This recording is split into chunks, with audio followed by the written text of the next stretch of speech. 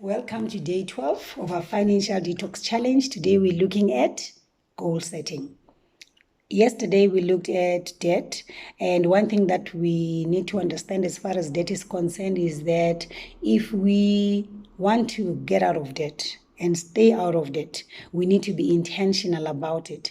And one of the things that helps us to be intentional in this journey of financial freedom is when we have goals in place. So that is why we're talking about goal setting today. So goal setting is a powerful process of thinking about our ideal future, and it is also a process that motivates us to turn this vision that we have about our future into reality. So we need to be intentional about that if you want to see the vision turn into reality. Most people feel as if they are adrift in the world. They feel that they've been working hard, but they don't seem to be getting anything or anywhere worthwhile. And reason for that is that people haven't really spent time thinking about what they want out of life, or even sitting down and coming up with goals for their lives. And it is more like just a person who is embarking on a journey, but they don't know where they're going. They don't know what is required. So with our finances, we need to be intentional. We need to know what we want, where we are going, how are we going to get there. So that is why now we have to look at the importance of goal setting. Because goals help us to decide what we want to achieve in our lives. We are not just drifting. We know what we want. We are intentional about what we want, and we know how we are supposed to get that when we have goals in place. The goals help us to separate what's important from what's irrelevant and a distraction. We are able to tell, this is going to hold me back, this is going to delay me, I need to get rid of this, I need to stick with this if I want to be successful in my financial freedom journey.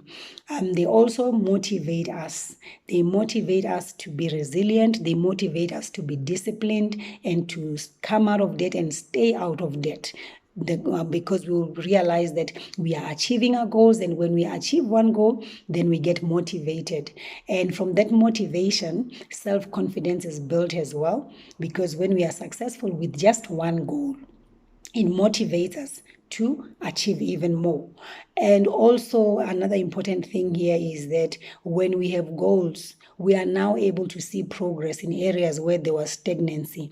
In areas where there was no progress, there is now progress, especially in our finances. If we were not saving, we'll be able to start saving and see that there is a difference in our lives when we don't have to go borrow all the time when we need money for emergencies. And how do we set those goals? First, we consider what we want to achieve and commit to it. We need to be precise about our goals. We set precise goals. We put in dates, times, and amounts so that we can measure what we want to achieve. So we can also just add that acronym, the SMART acronym, that our goals need to be SMART.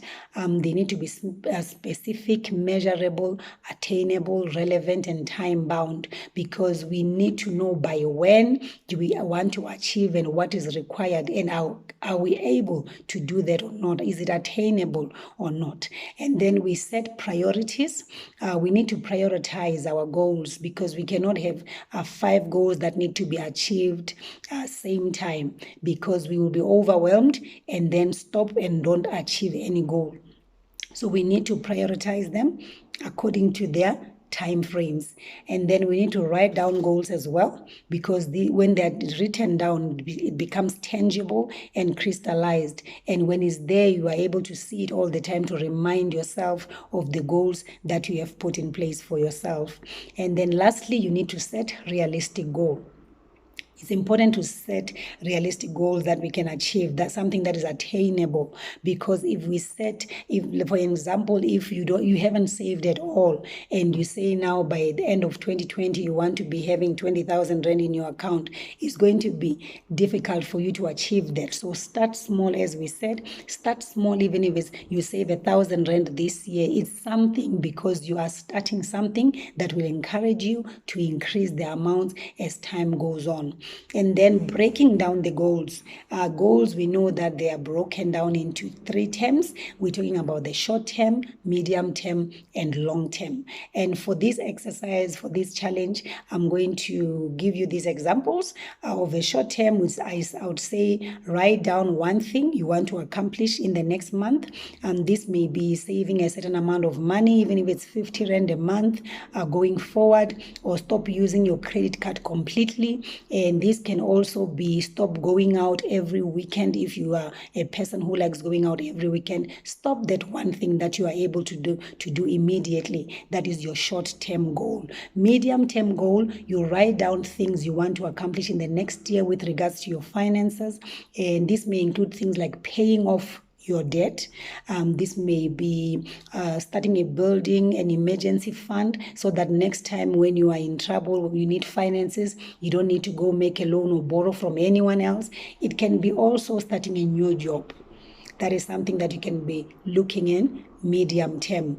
And then long term here, you can write down 3 or 4 things that you want to accomplish in the next 5 or 10 years.